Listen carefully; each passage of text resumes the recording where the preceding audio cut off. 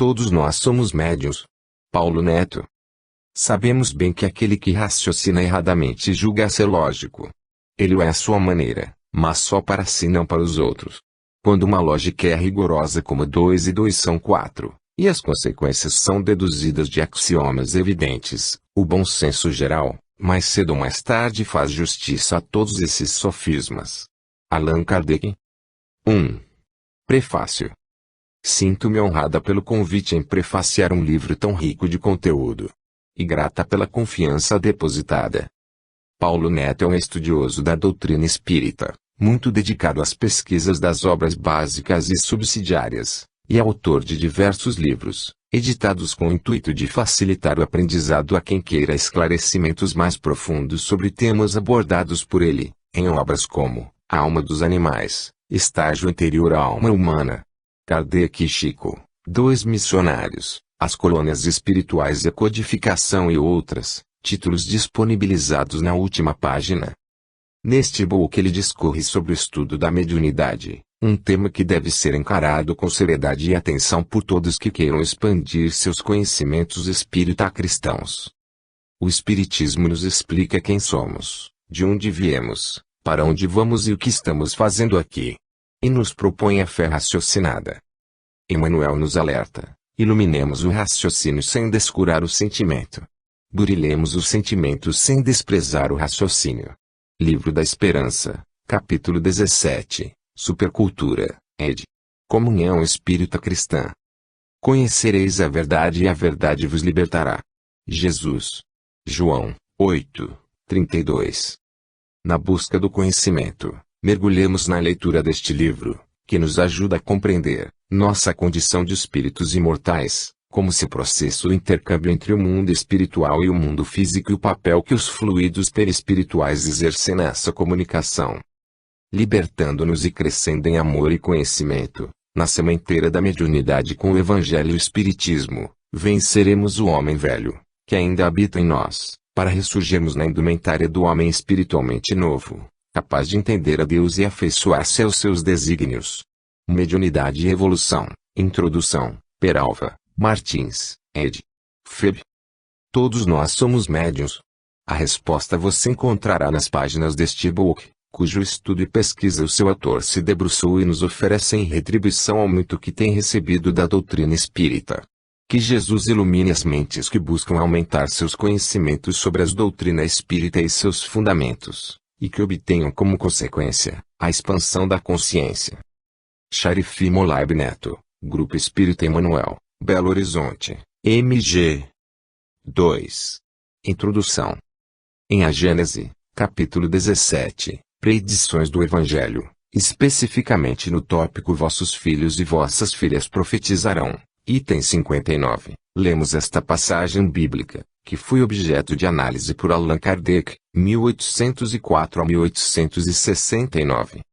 Nos últimos tempos, diz o Senhor, derramarei meu espírito sobre toda a carne, vossos filhos e vossas filhas profetizarão, vossos criados terão visões e vossos velhos terão sonhos.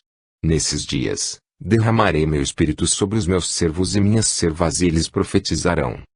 Atos capítulo 2, v. 17 e 18. Dos comentários do codificador, no item 61, transcrevemos o seguinte trecho.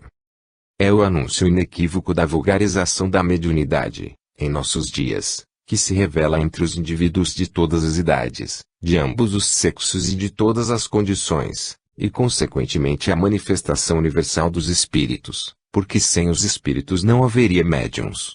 Além disso, é dito, acontecerá nos últimos tempos, ora, desde que não chegamos ao fim do mundo, mas, ao contrário, a sua regeneração. É preciso que se entenda essas palavras como os últimos tempos do mundo moral que termina. Então, em meados do século XIX, segundo o codificador, a profecia de Joel se cumpria, com a vulgarização da mediunidade, ou seja, sua popularização, que se revela em indivíduos de todas as idades, de ambos os sexos e de todas as condições. Esse será o nosso ponto de partida, para buscarmos responder à questão proposta no título do presente e-book. 3. Algumas definições. Inicialmente, antes de adentrar no tema, É necessário que vejamos a definição do que seja um médium, pois, sem isso, não há como responder à questão proposta no título. Assim sendo, vejamos, primeiramente, em O Livro dos Médiuns, capítulo 22, item 234, como o espírito Erasto, ao responder à pergunta o que é um médium, definiu esse termo. É o ser, indivíduo que serve de intermediário aos espíritos, para que estes possam comunicar-se facilmente com os homens, espíritos encarnados. Por conseguinte, sem médium não há comunicações tangíveis, mentais, escritas, físicas, de qualquer espécie que seja. E instruções práticas sobre a manifestação dos espíritos, no capítulo Vocabulário Espírita, Allan Kardec, por sua vez, explica esse tema da seguinte forma. Médium, do latim. Médium, meio, intermediário, pessoas acessíveis à influência dos espíritos, e mais ou menos dotadas da faculdade de receber e transmitir suas comunicações. Para os espíritos, o médium é um intermediário, é um agente ou um instrumento mais ou menos cômodo, segundo a natureza ou grau da faculdade mediúnica. Esta faculdade depende de uma disposição orgânica especial, suscetível de desenvolvimento. Distinguem-se diversas variedades de médiums, segundo sua aptidão particular para tal ou tal modo de transmissão, ou tal gênero de comunicação. O mestre de Lyon, em O Livro dos Médiuns, capítulo 32, Vocabulário Espírita, resumidamente, disse, médium, do latim, medium, meio, intermediário, pessoa que pode servir de medianeira entre os espíritos e os homens. Em que pese a origem dessa definição, entendemos que lhes falta abrangência, porquanto o conceito de médium, a nosso ver, não deveria se restringir apenas à relação entre os homens e os espíritos desencarnados. Por que estamos dizendo isso? Pelo simples fato de que há, por exemplo, relatos de experiências com evocação de espírito de pessoa viva, ocorridas em sessões da Sociedade Espírita de Paris, conforme se lê em alguns exemplares da Revista Espírita. Podemos ainda ver esse fenômeno no capítulo 25 de O Livro dos Médiuns, item 284, que trata exatamente da evocação de pessoas vivas. Julgamos que esses casos estariam fora da definição clássica, pois nela o termo espírito refere-se aos já desencarnados. Por outro lado, aceitando-se o que André Luiz narra, dando-nos notícias de reuniões mediúnicas no plano espiritual, nesse caso teríamos a existência dos espíritos que são médiuns, que servem de intermediários a outros de esferas mais elevadas, às quais eles se encontram vinculados, conforme podemos apreender nas suas obras, situações também não contempladas na definição original. Além disso, poderíamos destacar que a condição do médium ser ou servir de intermediário pode complicar um pouco a definição, haja vista, que é possível ele receber uma comunicação para si mesmo, e aí, a rigor, não teríamos essa função, a não ser que aceitemos que, nesse caso, ele, o médium, esteja sendo intermediário para si mesmo, digamos assim, hipótese que aceitamos sem problema algum. Ademais, uma pessoa que esteja recebendo a influência de espírito se não conseguir perceber este fato, como geralmente acontece nos casos de obsessão, não seria, segundo essas definições, propriamente um médium. Seria o quê, então? Segundo nosso modo de ver, a conjuntura dos fatos nos recomenda ampliar o atual conceito visando dar-lhe uma abrangência maior, de forma que possa abrigar todos os casos. Assim, poderíamos dizer, conforme a hipótese que, particularmente, abraçamos, que médium seria o espírito, encarnado ou não, que consegue captar ou sentir o pensamento de um outro, pouco importando a condição desse outro estar num corpo ou fora dele. O único aspecto condicionante seria de não estarem, o emissor e o captador, no mesmo plano dimensional em que o processo de comunicação habitual, entre os que nele se encontram, seja a transmissão de pensamento.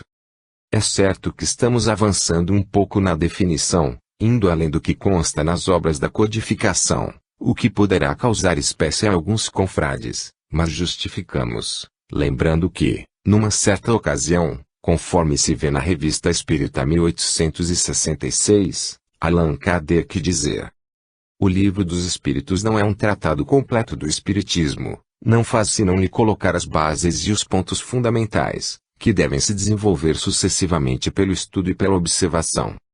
Por outro lado, sabemos que o codificador afirmou que a verdadeira mediunidade supõe a intervenção direta de um espírito que viria contradizer, em parte, o que estamos propondo. Entretanto, se ampliarmos, nessa frase, o significado de espírito para considerá-lo em qualquer situação, ou seja, encarnado ou desencarnado, aí, sim, ela se ajustaria plenamente ao conceito sugerido em nossa hipótese. Na obra de publicação da FEB intitulada A Instrução Prática das Manifestações Espíritas, SIC, capítulo Vocabulário Espírita, lemos: mediunidade, do lat. Medium, meio, intermediário, 1.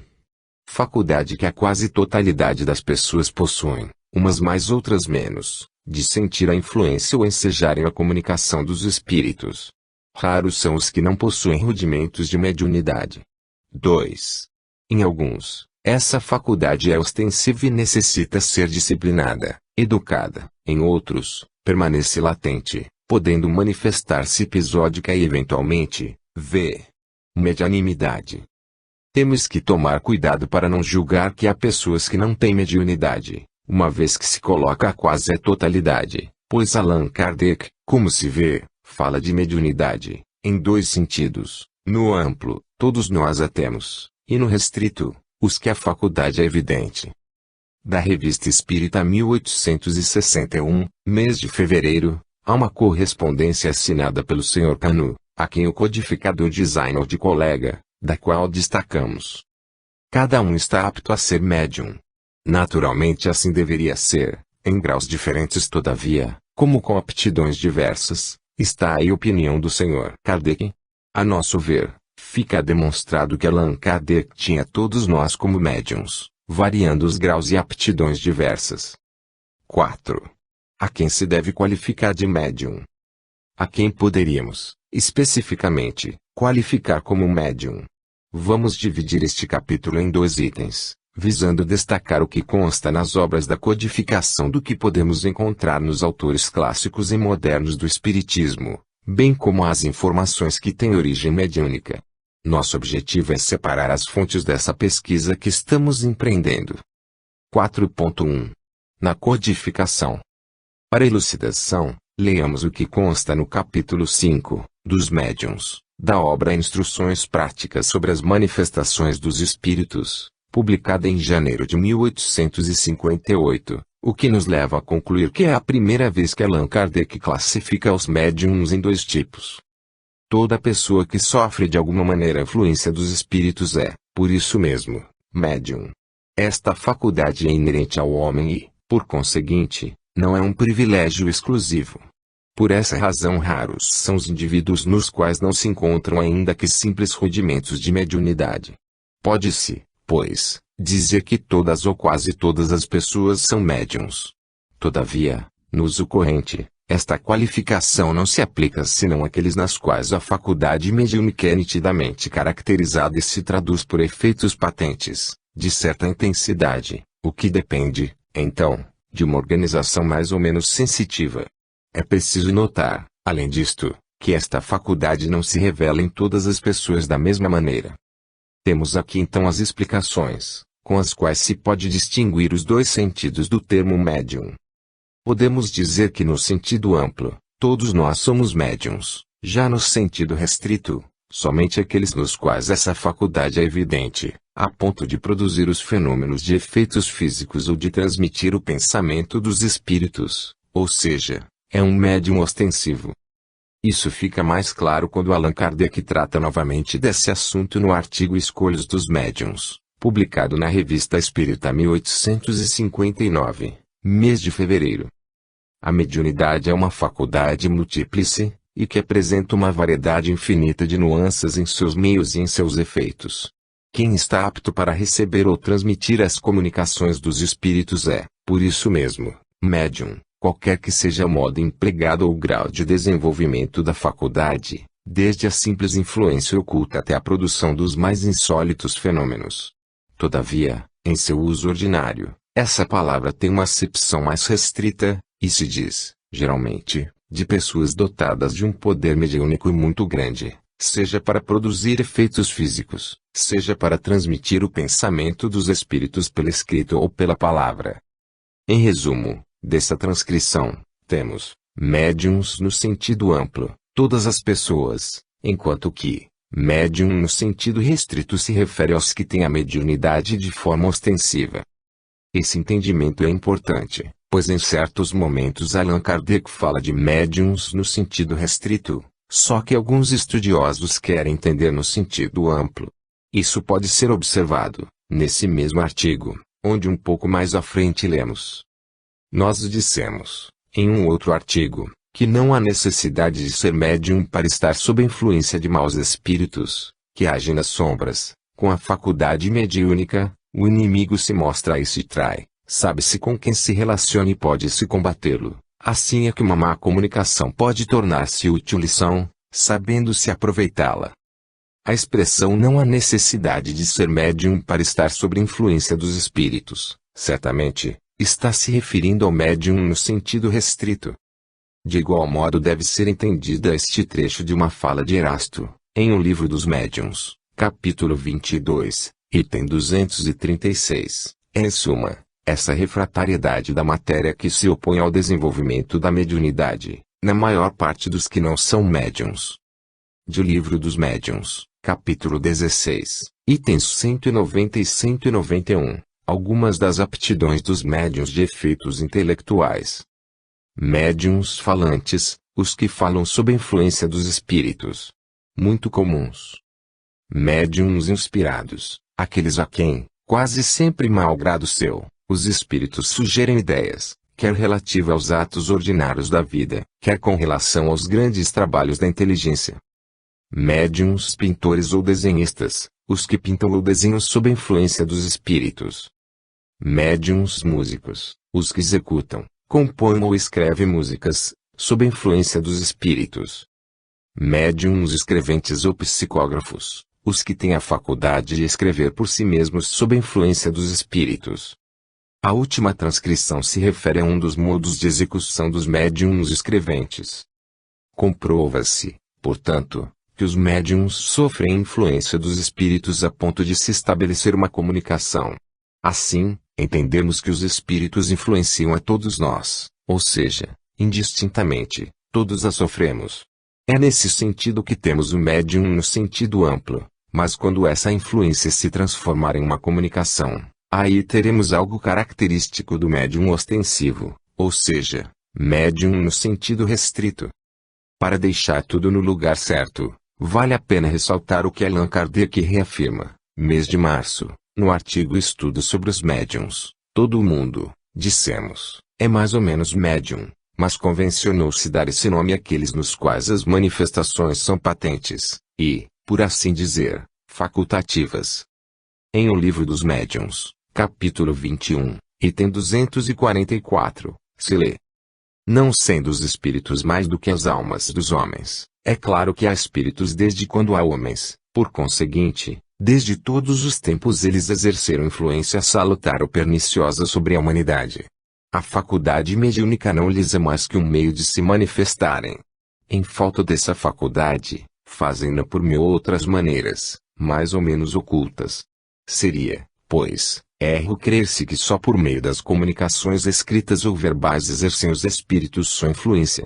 Esta influência é de todos os instantes e mesmo os que não se ocupam com os espíritos, ou até não creiam neles, estão expostos a sofrê-la, como os outros e mesmo mais do que os outros, porque não têm com que a contrabalancem.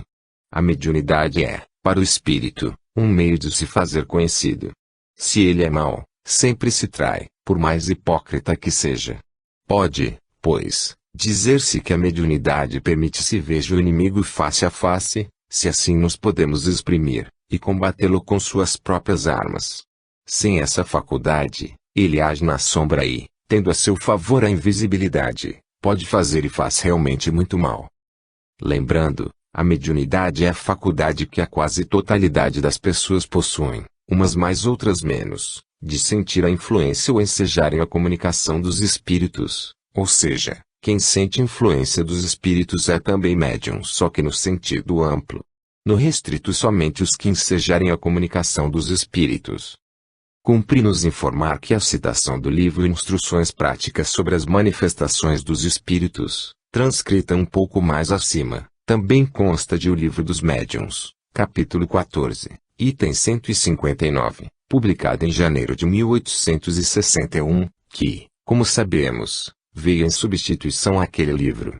Nele encontramos o texto nos seguintes termos: toda pessoa que sente a influência dos espíritos, em qualquer grau de intensidade, é médium. Essa faculdade é inerente ao homem. Por isso mesmo não constitui privilégio e são raras as pessoas que não a possuem pelo menos em estado rudimentar. Pode-se dizer, pois, que todos são mais ou menos médiuns. Usualmente, porém, essa qualificação se aplica somente aos que possuem uma faculdade mediúnica bem caracterizada, que se traduz por efeitos patentes de certa intensidade, o que depende de uma organização mais ou menos sensitiva. Deve-se notar, ainda, que essa faculdade não se revela em todos da mesma maneira. Nosso objetivo em colocar isso, foi para ressaltar que Allan Kardec, nessa sua nova fala, em vez de dizer todas ou quase todas as pessoas são médiuns, como consta da obra anterior, passou a afirmar que todos são mais ou menos médiuns, demonstrando agora que a variação se prende apenas quanto a seu grau, caso não estejamos enganados em nossa maneira de perceber. Ademais, sendo uma faculdade inerente ao homem, como sobejamente afirmado, não há como não deduzir que todos a têm, daí, seguramente, poder-se dizer que todos nós somos médiuns. Da afirmação inicial toda pessoa que sente a influência dos espíritos, em qualquer grau de intensidade, é médium. Alguns confrades entendem que só é médium quem sente a influência dos espíritos, e como nem todos nós a sentimos, então, concluem que nem todos são médiuns. É oportuno informar que, como vimos, em outra oportunidade, Allan Kardec disse, toda pessoa que sofre de alguma maneira a influência dos espíritos é, por isso mesmo, médium. Então, a ideia do sentir está em sofrer, passar, etc., não algo como se fosse uma exclusão, ao contrário, que vale para todos nós. Quem estudou o tema verá que também existem as influências ocultas. Por essa forma de pensar as pessoas que as sofrem não seriam médiuns.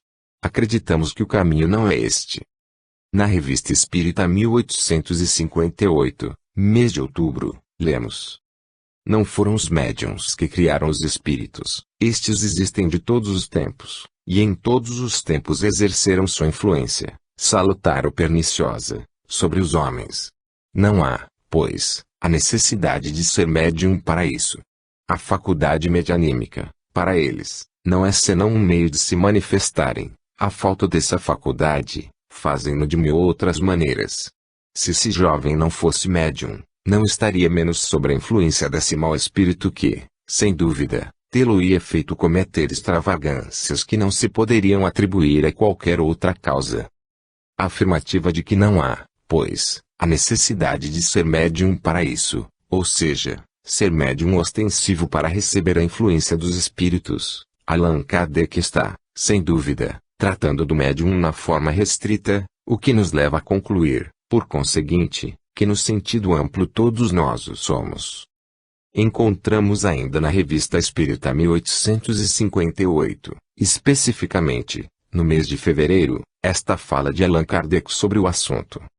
Essa faculdade, como, aliás, já o dissemos, não é um privilégio exclusivo, ela existe em estado latente, e em diversos graus, numa multidão de indivíduos, não esperando senão uma ocasião para se desenvolver. O princípio está em nós pelo próprio efeito da nossa organização, está na natureza, todos nós temos-lo em germe, e não está longe o dia em que veremos os médiuns surgirem de todos os pontos, no nosso meio, em nossas famílias, no pobre como no rico, a fim de que a verdade seja conhecida por todos, porque, segundo o que nos está anunciado, é uma nova era, uma nova fase que começa para a humanidade. A evidência e a vulgarização dos fenômenos espíritas darão um novo curso às ideias morais, como o vapor deu um novo curso à indústria.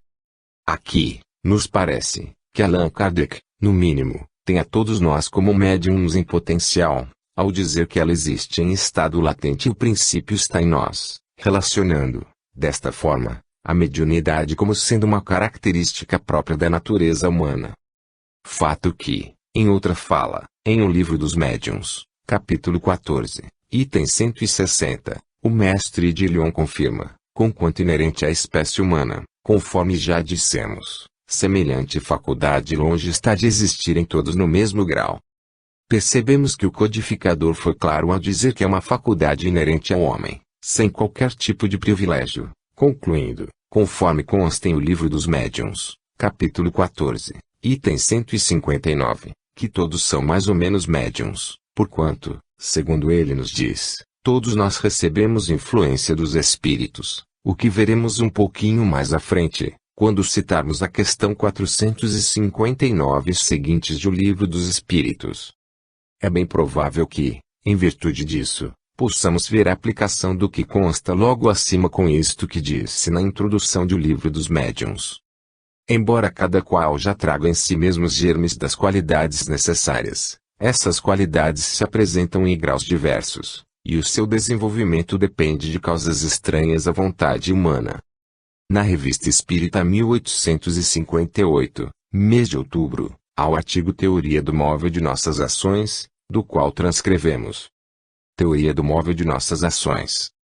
O Sr. R., correspondente do Instituto de França, e um dos membros mais eminentes da Sociedade Parisiense de Estudos Espíritas, desenvolveu as considerações seguintes, na sessão de 14 de setembro, como corolário da teoria que acabara de ser dada a propósito do mal do medo, e que narramos mais acima. Resulta de todas as comunicações que são dadas pelos espíritos, que eles exercem uma influência direta sobre as nossas ações, em nos solicitando, uns ao bem, os outros ao mal. São Luís acabou de nos dizer, os espíritos malignos gostam de rir, mantende-vos em guarda, aquele que crê dizer uma coisa agradável às pessoas que o cercam, aquele que diverte uma sociedade por seus gracejos ou seus atos, se engana frequentemente, e mesmo muito frequentemente, quando crê que tudo isso vem de si. Os espíritos levianos que o cercam se identificam com ele mesmo, e, com frequência, alternativamente o enganam sobre seus próprios pensamentos, assim como aqueles que o escutam. Disso se segue que aquilo que dizemos não vem sempre de nós, que, com frequência, não somos, como os médiuns falantes, senão intérpretes do pensamento de um espírito estranho que se identifica com o nosso. Os fatos vêm a apoio dessa teoria, e provam que, muito a miúdo, também nossos atos são a consequência desse pensamento que nos é sugerido. O homem que faz mal cede, pois, a uma sugestão, quando ele é bastante fraco para não resistir, e quando fecha os ouvidos à voz da consciência, que pode ser a sua própria, ou a de um bom espírito que combate nele, pelas suas advertências, a influência de um mau espírito. Segundo a doutrina vulgar, o homem auriria todos os seus instintos em si mesmo, proviriam seja de sua organização física, da qual não poderia ser responsável, seja de sua própria natureza, na qual pode procurar uma desculpa aos seus próprios olhos, dizendo que isso não é sua falta, se assim acreditou.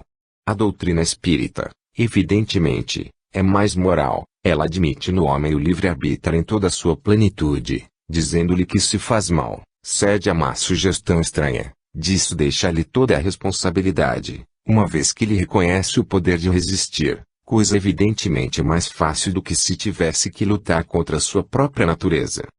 Assim, segundo a doutrina espírita, não há arrastamento irresistível, o homem pode sempre fechar o ouvido à voz oculta que o solicita ao mal, em seu foro interior, como pode fechar a voz material daquele que lhe fala, ele o pode por sua vontade, pedindo a Deus a força necessária, e reclamando, para esse fim, a assistência dos bons espíritos. E o que Jesus nos ensina na sublime prece do Pater, quando nos leva a dizer, não nos deixeis sucumbir à tentação, mas livrai-nos do mal. Quando tomamos para texto de uma de nossas perguntas a pequena anedota que reportamos, não esperávamos o desenvolvimento que dela iria decorrer. Com isso estamos duplamente felizes, pelas belas palavras que nos valeram de São Luís e de nosso honorável colega. Se não estivéssemos edificados, desde há muito tempo, quanto à capacidade deste último, e quanto aos seus profundos conhecimentos em matéria de espiritismo, estaríamos tentados a crer fora dele mesmo, a aplicação de sua teoria, e que São Luís dela se serviu para completar seu ensinamento. A ela iremos juntar nossas próprias reflexões. Essa teoria da causa excitante de nossos atos, evidentemente, ressalta de todo o ensinamento dado pelos espíritos. Não só ela é sublime em moralidade, mas acrescentaremos que reabilita o homem aos seus próprios olhos, mostra-o livre para sacudir um jugo obsessor, como é livre para fechar sua casa aos importunes. Não é mais uma máquina agindo por um impulso independente de sua vontade, é um ser de razão, que escuta, que julga e que escolhe livremente entre dois conselhos. Acrescentemos que, apesar disso, o homem não é privado de sua iniciativa, não age menos com seu próprio movimento, uma vez que definitivamente não é senão um espírito encarnado que conserva, sob o envoltório corpóreo, as qualidades e os defeitos que tinha como espírito. As faltas que cometemos têm, pois, sua fonte primeira nas imperfeições de nosso próprio espírito, que não atingiu ainda a superioridade moral que terá um dia, mas que não tem menos seu livre-arbítrio. A vida corpórea lhe é dada para se purgar de suas imperfeições pelas provas que sofre, e são precisamente essas imperfeições que o tornam mais fraco e mais acessível às sugestões de outros espíritos imperfeitos, que disso se aproveitam para tratarem de fazê-lo sucumbir na luta que empreende.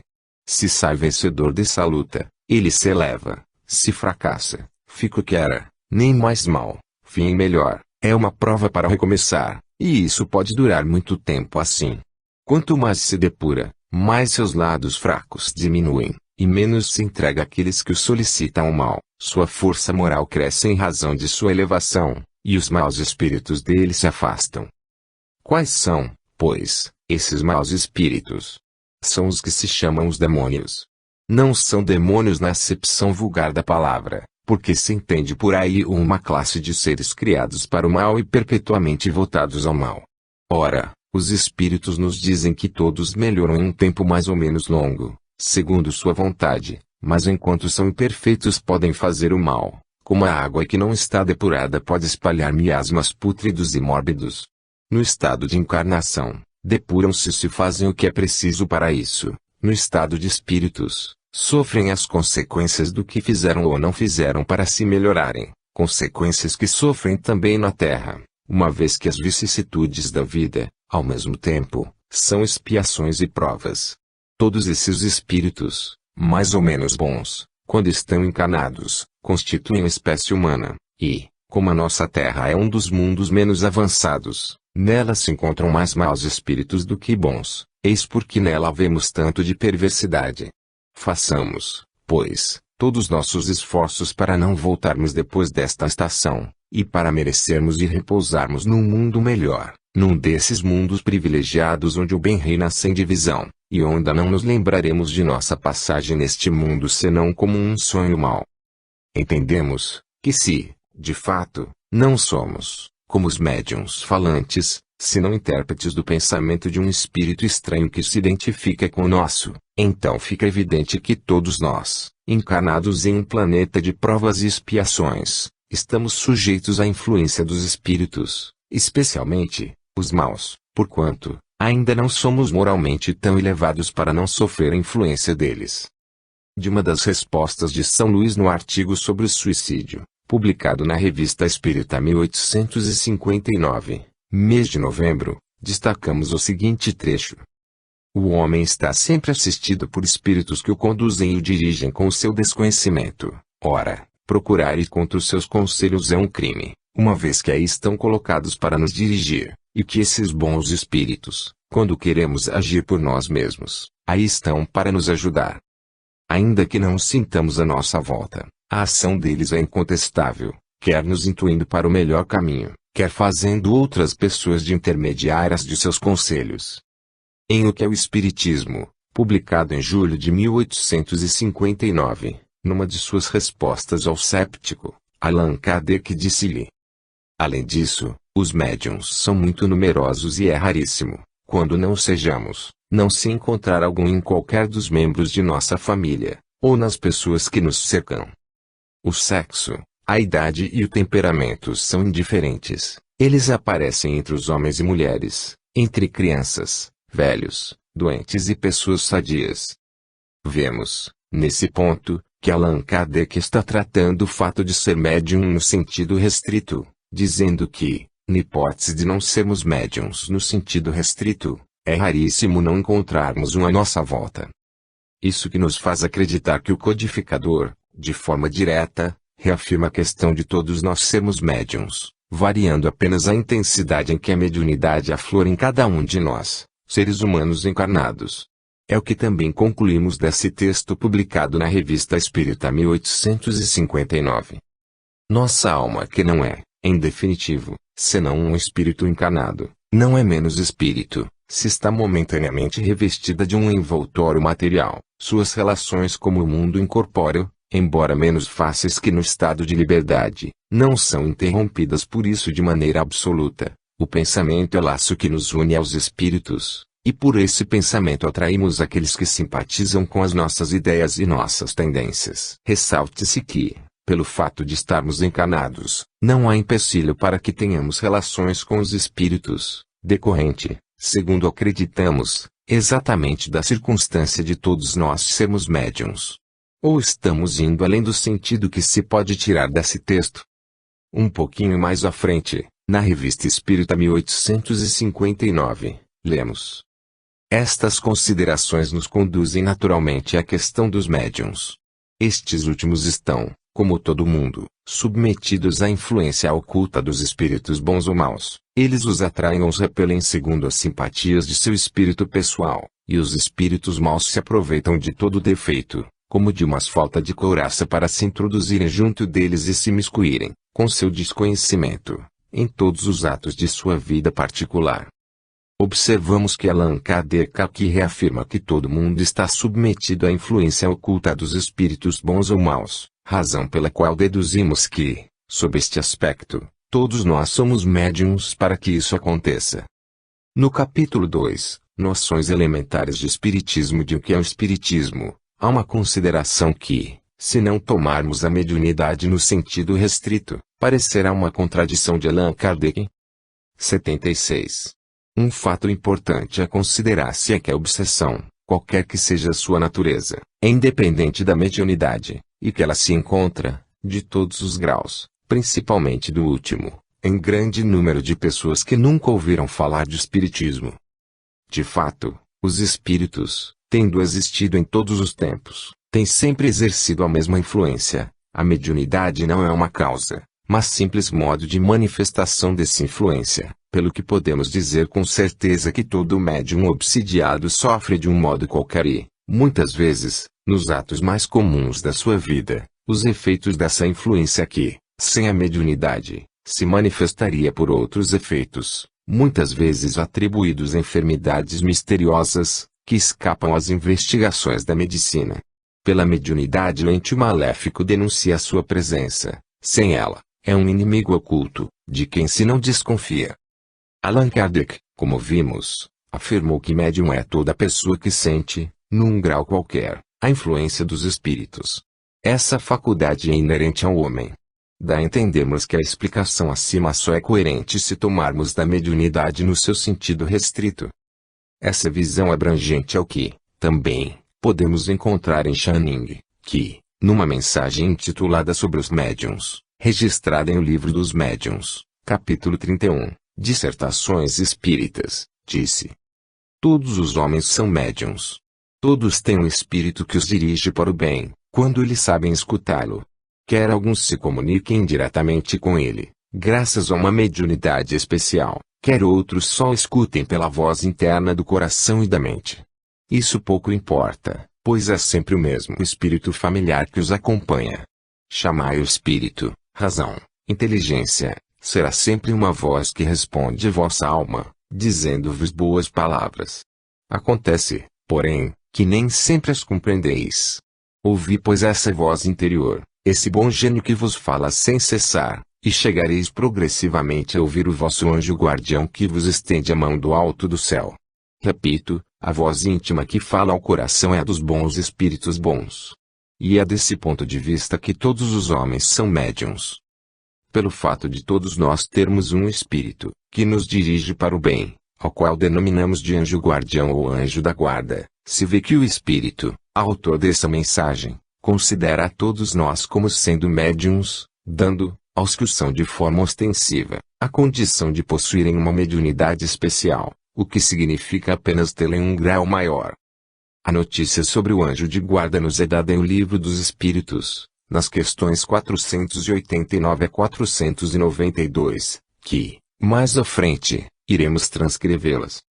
Em O Céu e o Inferno, confirma-se que todos nós temos um anjo de guarda, cuja influência sobre nós é quase sempre oculta. Quaisquer que sejam a inferioridade e perversidade dos espíritos, Deus jamais os abandona.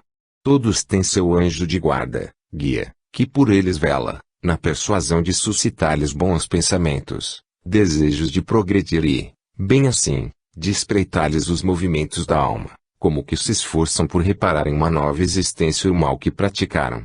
Contudo, essa interferência do guia faz-se quase sempre ocultamente de modo a não haver pressão, pois que o espírito deve progredir por impulso da própria vontade, nunca por qualquer sujeição. Quanto à expressão rara são as pessoas que não a possuem pelo menos em estado rudimentar, citado um pouco atrás na mensagem de Channing, não entendemos que, por isso, existem pessoas que não a tenham. Entendemos, como sendo uma maneira de dizer que, mesmo que seja com alguns rudimentos, ninguém a deixa de ter, pois a afirmativa posterior de que todos os homens são médiuns parece-nos ser mais forte e, cremos, seja a intenção final de sua afirmação, a qual poderemos corroborar com outra fala do codificador, constante de O Livro dos Médiuns, capítulo 15, item 182, quando diz sobre os médiuns inspirados. Todos os que recebem, no seu estado normal de êxtase, comunicações mentais estranhas às suas ideias, sem serem, como estas, preconcebidas, podem ser considerados médiuns inspirados. Trata-se de uma variedade intuitiva, com a diferença de que a intervenção de uma potência oculta é bem menos sensível, sendo mais difícil de distinguir no inspirado o pensamento próprio do que foi sugerido. O que caracteriza este último é sobretudo a espontaneidade. A tradução de O Livro dos Médiuns que utilizamos para a transcrição do item 182, foi a do professor e jornalista José Herculano Pires, 1914 a 1979. Essa é a razão de acharmos interessante colocar a nota de rodapé que ele após sobre essa fala de Allan Kardec. Nunca prestamos a devida atenção aos nossos processos mentais. Kardec nos oferece neste livro, como repete no período acima, uma regra de ouro nesse sentido. A psicologia materialista vai hoje se aproximando desse princípio, graças às pesquisas no campo da telepatia. Embora ainda não considere o pensamento dos espíritos, já admite que recebemos constantemente pensamentos alheios. A observação permite-nos dividir perfeitamente o pensamento que produzimos aos poucos em nossa mente dos que nos são sugeridos. Após esse nosso destaque, voltemos às explicações do item 182, capítulo 15 de O Livro dos Médiuns, continuando a transcrição. Recebemos a inspiração dos espíritos que nos influenciam para o bem ou para o mal. Mas ela é principalmente a ajuda dos que desejam o nosso bem, e cujos conselhos rejeitamos com muita frequência. Aplica-se a todas as circunstâncias da vida, nas resoluções que devemos tomar. Nesse sentido pode-se dizer que todos são médiuns, pois não há quem não tenha os seus espíritos protetores e familiares, que tudo fazem para transmitir bons pensamentos aos seus protegidos. Se todos estivessem compenetrados dessa verdade, com mais frequência se recorreria à inspiração do anjo guardião, nos momentos em que não se sabe o que dizer ou fazer. Que se invoque o espírito protetor com fervor e confiança, nos casos de necessidade, e mais assiduamente se admirará das ideias que surgirão como por encanto, seja para auxiliar numa decisão ou em alguma coisa a fazer. Se nenhuma ideia surgir imediatamente, é que o se deve esperar. É interessante que muitas vezes comentávamos que, pelo fato de termos, cada um de nós, um anjo de guarda, que sempre nos acompanha, todos nós deveríamos ser considerados médiuns, pela condição de podermos receber seus conselhos. Esse nosso pensamento não é diferente do que aqui se coloca ou do que consta nas obras O Livro dos Médiuns e O Céu e o Inferno. Provavelmente, dizíamos isso, porque vinha à nossa mente o que léramos nelas, fato que tira qualquer pretensão de nossa parte em ser o autor dessa ideia. É oportuno mencionarmos o item 183, capítulo 15 de O Livro dos Médiuns, Continuando a transcrição que estávamos fazendo. Os homens de gênio, de todas as espécies, artistas, sábios, literatos, são sem dúvida espíritos adiantados, capazes de compreender por si mesmos e de conceber grandes coisas. Ora, precisamente porque os julgam capazes é que os espíritos, quando querem executar certos trabalhos, lhes sugerem as ideias necessárias e assim é que eles, as mais das vezes, são médiuns sem o saberem.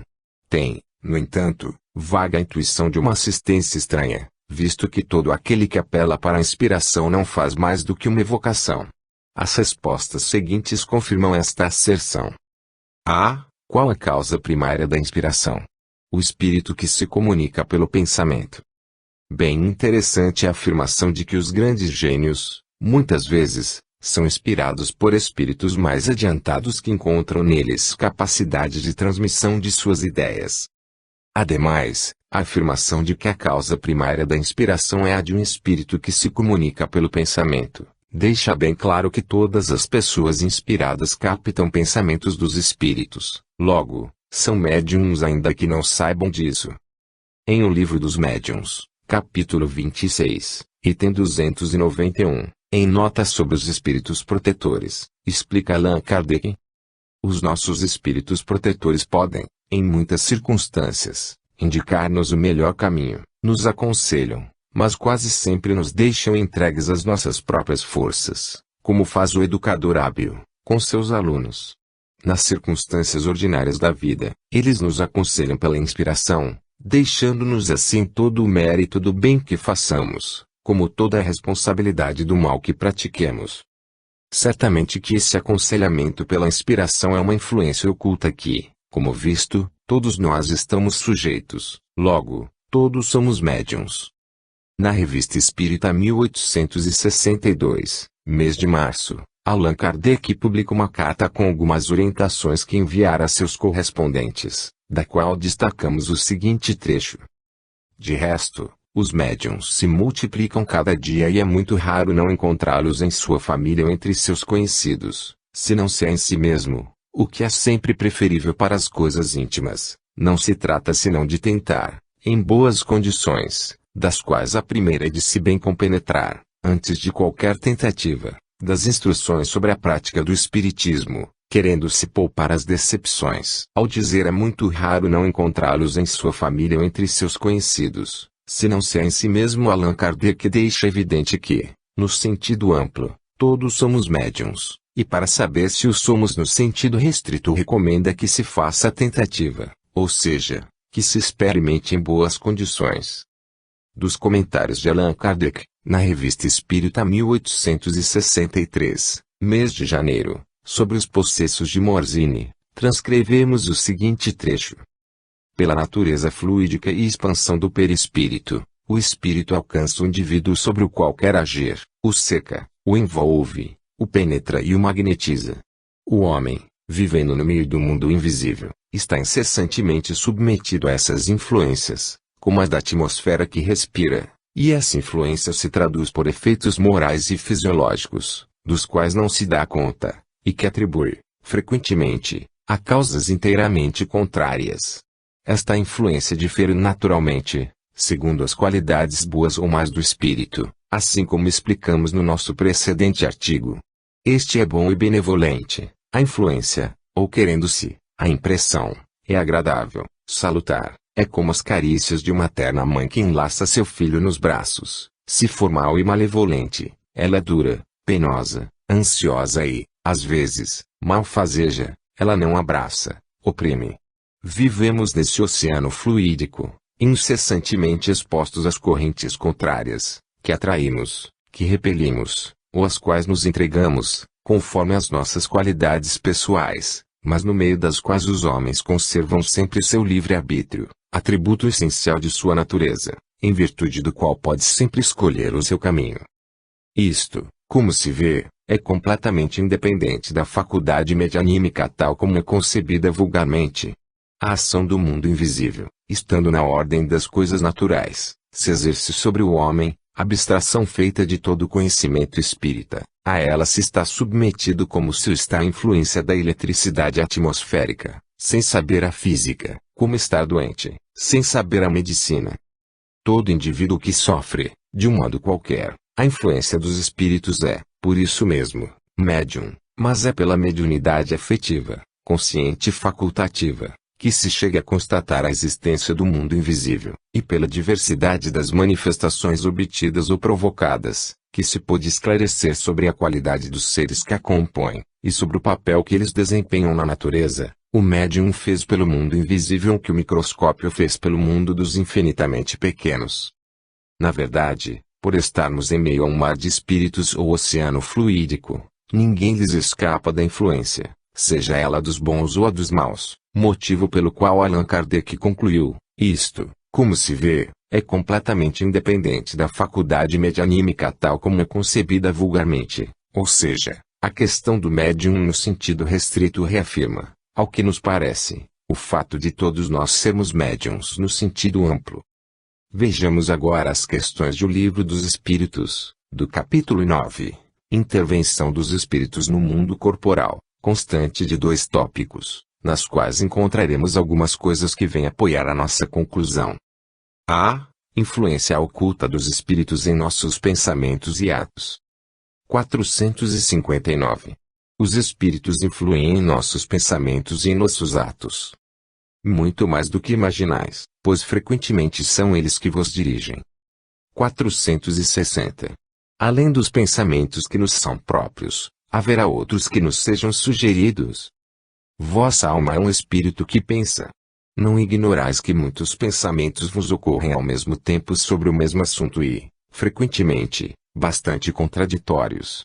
Pois bem, neles há sempre um pouco de vós e um pouco de nós, e é isso que vos deixa na incerteza, porque tendes em vós 2 ideias que se combatem. 461. Como distinguir os pensamentos que nos são próprios dos que nos são sugeridos? Quando um pensamento vos é sugerido, é como uma voz que vos fala. Geralmente, os pensamentos próprios são os que vos ocorrem em primeiro lugar. Afinal, não vos é de grande interesse estabelecer essa distinção, e muitas vezes é útil não sabê-la. O homem age mais livremente. O teor dessas 3 questões que destacamos do tópico, delineia, claramente, que a influência dos espíritos é abrangente, ou seja, todo mundo assente ou sofre não somente os ditos médiuns ostensivos. B. Anjos da guarda, espíritos protetores, familiares e simpáticos. 489. Há espíritos que se ligam particularmente a um indivíduo para protegê-lo? Sim, o irmão espiritual. É o que chamais o espírito bom ou gênio bom. 490. Que se deve entender por anjo de guarda? O espírito protetor, pertencente a uma ordem elevada. 491. Qual a missão do espírito protetor? A de um pai com relação aos filhos, conduzir seu protegido pelo bom caminho, ajudá-lo com seus conselhos, consolá-lo nas aflições e encorajá-lo nas provas da vida. 492. O espírito protetor liga-se ao indivíduo desde o seu nascimento. Desde o nascimento até a morte. Muitas vezes ele o segue após a morte, na vida espiritual, e mesmo por intermédio de muitas existências corpóreas, já que tais existências não passam de fases bem curtas da vida do espírito. Se há um espírito protetor ou anjo da guarda se liga a cada um de nós, e com sua influência oculta nos ajuda a progredir moralmente, é, por demais, óbvio que temos que nos comunicar com eles de alguma sorte, o que nos faz todos médiuns. Continuando ainda nesse tópico, acrescentaremos as seguintes questões. 501. Por que a ocultação dos espíritos sobre a nossa existência e por que, quando nos protegem, não o fazem de modo ostensivo? Se contasseis com o amparo deles, não agiríeis por vós mesmos e o vosso espírito não progrediria. O espírito precisa de experiência para adiantar-se, experiência que, na maioria das vezes, deve ser adquirida à sua custa. É necessário que exercite suas forças, pois, do contrário, seria como uma criança a quem não permitem que ande sozinha. A ação dos espíritos que vos querem bem é sempre regulada de maneira a não tolher o vosso livre-arbítrio, visto que, se não tivesseis responsabilidade, não avançaríeis no caminho que vos há de conduzir a Deus. Não vendo quem ampara, O homem se entrega às suas próprias forças. Seu guia, entretanto, vela por ele e, de vez em quando, o adverte, alto e bom som, do perigo. 502. O espírito protetor que consegue trazer ao bom caminho o seu protegido lucra algum bem com isso. É um mérito que lhe será levado em conta, seja para seu progresso, seja para sua felicidade. Sente-se feliz quando vê que seus esforços são bem-sucedidos. É uma vitória para ele, assim como um professor se sente vitorioso pelo sucesso de seu aluno. 502A. É responsável quando não consegue bons resultados. Não, pois fez o que dependia dele. 503. O espírito protetor que vê o seu protegido seguir o mau caminho, apesar dos conselhos que lhe dá, sofre com isso. Esse fato não constitui motivo de perturbação para a sua felicidade. Sofre com os erros de seu protegido e os lamenta, embora essa aflição nada tenha das angústias da paternidade terrena, porque ele sabe que há remédio para o mal e o que não se faz hoje, amanhã se fará. Podemos observar que a ação do anjo da guarda sobre cada um de nós é semelhante à de um professor que se alegra com os acertos de seu aluno, como também se entristece com seus equívocos. E como não há ninguém que não tenha seu anjo da guarda, ao nos comunicar-me com ele, o faremos pela faculdade mediúnica, ainda que oculta e não ostensiva como ocorre com algumas pessoas. Portanto, as abordagens desses dois tópicos, relativas à intervenção dos espíritos no mundo, se referem a todos nós, sem nenhuma exceção, e se todo aquele que sofre algum tipo de influência dos espíritos é médium, então a única alternativa, que se nos apresenta, de forma até insofismável, é a de concluir que todos nós somos médiuns, pois, na face da Terra, não existe quem não sofra as suas consequências, ainda que de forma oculta. Em O Livro dos Espíritos, capítulo 9, Intervenção dos Espíritos no Mundo Corpóreo, no tópico Pressentimentos, temos as seguintes questões. 522. O pressentimento é sempre um aviso do espírito protetor. É o conselho íntimo e oculto de um espírito que vos quer bem. Também está na intuição da escolha que se haja feito. É a voz do instinto. 523. Os pressentimentos e a voz do instinto têm sempre qualquer coisa de vago. Na incerteza, o que devemos fazer? Quando estiveres em dúvida, invoca o teu espírito bom ou pede a Deus, Senhor de todos os seres, para que te envie um de seus mensageiros, um de nós. 524. Os conselhos de nossos espíritos protetores têm como finalidade única nossa conduta moral ou também a conduta que devamos adotar em relação aos assuntos da vida particular? Tudo. Eles tentam fazer que vivais o melhor possível. Quase sempre, porém, fechais os ouvidos aos conselhos salutares e vos tornais infelizes por vossa culpa. Aqui também vemos a influência dos espíritos de forma genérica, atingindo a todos nós, e não especificamente aqueles nos quais a mediunidade é ostensiva. Não podemos deixar de ressaltar o comentário de Allan Kardec à questão 524. Os espíritos protetores nos ajudam com seus conselhos, mediante a voz da consciência, que fazem ressoar em nosso íntimo. Como, porém, nem sempre ligamos isso à devida importância, outros conselhos mais diretos eles nos dão, servindo-se das pessoas que nos cercam. Examine cada um as diversas circunstâncias felizes ou infelizes de sua vida e verá que em muitas ocasiões recebeu conselhos de que se não aproveitou e que lhe teriam poupado muitos desgostos, se os houvera escutado. Fantástica a informação de que se não dermos ouvidos aos nossos espíritos protetores, eles servem-se de pessoas que nos cercam para nos transmitir seus conselhos. E aí, quem não é médium mesmo? Ora, se a função dos espíritos protetores é ajudar-nos visando o nosso progresso espiritual, não haverá outra forma para ele, o nosso espírito protetor, fazer isso senão exercendo a sua influência sobre nós, diretamente nos intuindo ou, como visto, através de outras pessoas. Sobre esse ponto, novamente, vejamos, na Revista Espírita 1858, o que disse o Espírito São Luís, por intermédio do Sr. C., médium falante vidente, na Sociedade Parisiense de Estudos Espíritas, sessão do dia 12 de outubro de 1858, quando esclarecia sobre o suicídio. O homem deve seguir o impulso que lhe é dado, qualquer que seja o carreira que abrace, qualquer que seja a vida que conduza, está sempre assistido por espíritos que o conduzem e o dirigem com o seu desconhecimento. Ora, procurar ir contra os seus conselhos é um crime, uma vez que aí estão colocados para nos dirigir, e que esses bons espíritos, quando queremos